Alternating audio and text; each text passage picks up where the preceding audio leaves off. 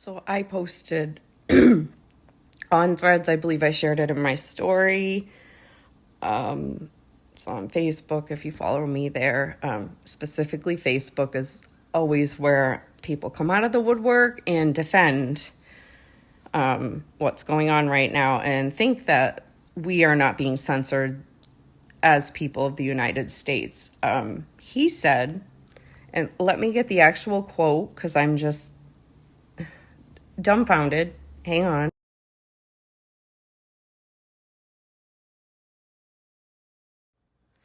This person literally says, it's not censored per se, it's changing how they're saying certain things.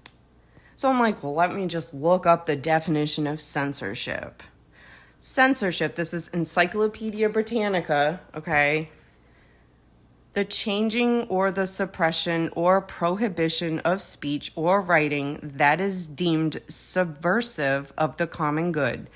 It occurs in all manifestations of authority to some degree, but in modern times, it has been of special importance in its relation to government and the rule of law. Like, it's literally the changing or suppression or prohibition of speech. It is literally in the first freaking sentence.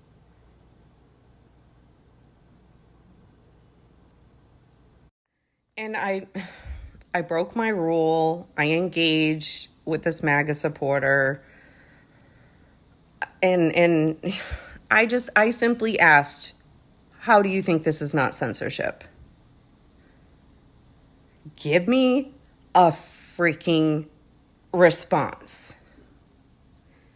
You know, it's like I even posted the definition of the word and said it's literally in the definition of the word. And that person is going to say, oh, no, but, oh, we can't believe the dictionaries now. We can't believe the encyclopedias now. We can't believe anything now unless it comes from a particular person who is trying to consolidate the message of the media to 80%, which is, apparently I just learned that there's a cap on how much companies should own of the media, and it's something like 29%. I broke my rule, but I was just like, I need to understand how this person doesn't think this is not censorship. It's one of those, it hasn't happened to me yet, so it's not censorship. That's where I think, obviously, these people that voted, they want to preserve their current lifestyle right now. That is the main objective. Unfortunately, I saw a poll that they took of boomers, and 70% of them said that they would rather secure their lifestyle, rather than make things better for their future generations. It's literally, in my experience of a lot of the boomers in my life, especially my family and my family's friends, this is exactly how they are. They are worried about preserving themselves only. And we can't be acting like that anymore. And it's only a matter of time before the regime comes after them, and then they say, this isn't what I voted for.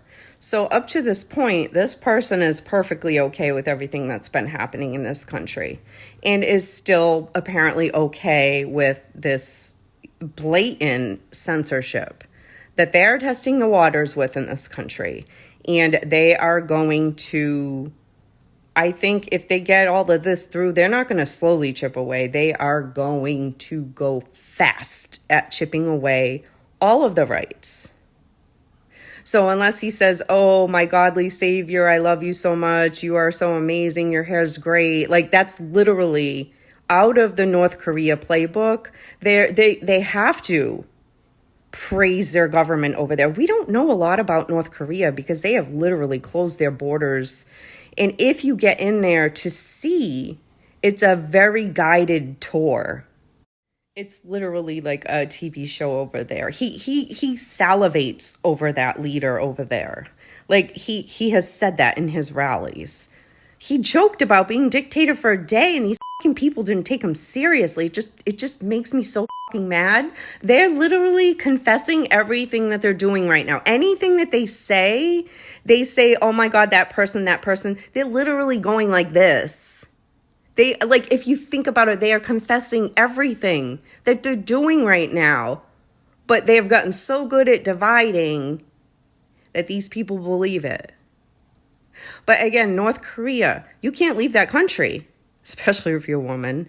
And if you, a woman or child, and generationally after you, if you mess with the government, your family will pay consequences too. Like, this is a very big deal. I mean, it even goes down to women's hairstyles. The women, I think it's like, if you're single, you can have long hair. If you're married, you have short hair. They control the propaganda. They control the music. They control the narrative. They control everything over there. You have to worship that person. I think you even have to put pictures in your home of that person to pledge your loyalty in case somebody comes knocking at your door thinking maybe you're doing something that's against the government. Like, this is literally, I hate to sound alarmist, but this is where we are headed. Like, these people took very careful notes. There's a 900, like, again, I know I said this a million times, there's a 922 page playbook out there called Project 2025. Like, they are prepared this time. They weren't prepared in 2016.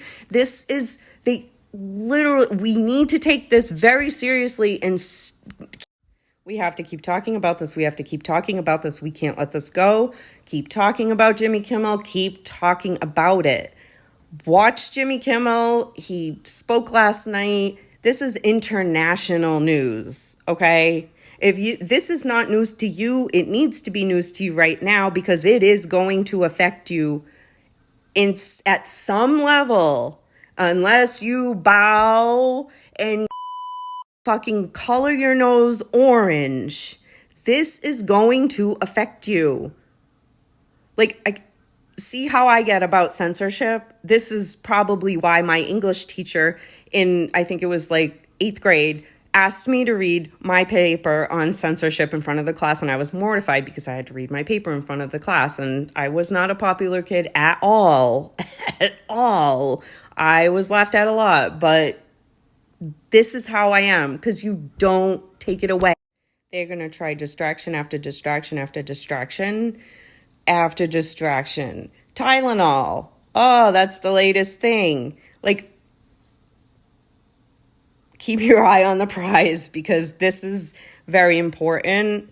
I saw an interview last night of a woman who used to live in Russia, and she was trying to pinpoint the downfall, okay? And she said it was when the government was censoring media on TV. They all went and protested it, went home, went about their day, and look where they are now.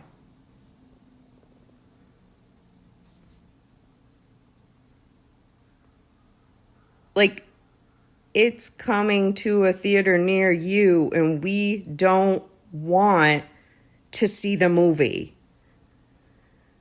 Please keep talking about this. I can't stress it enough.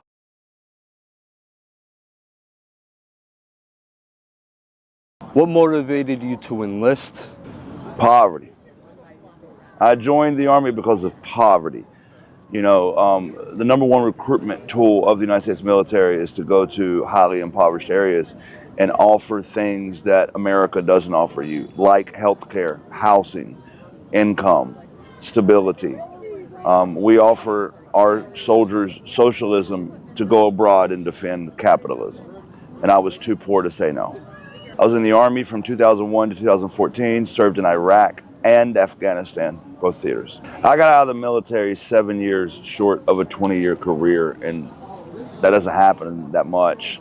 And the reason I did is because the longer I was in the military and the more I saw what America did abroad and what we were really, our true motivations were, it made me realize that America was not on the right path. And, you know, I would talk to Iraqis and say, hey, why do you hate America so much? And they would say,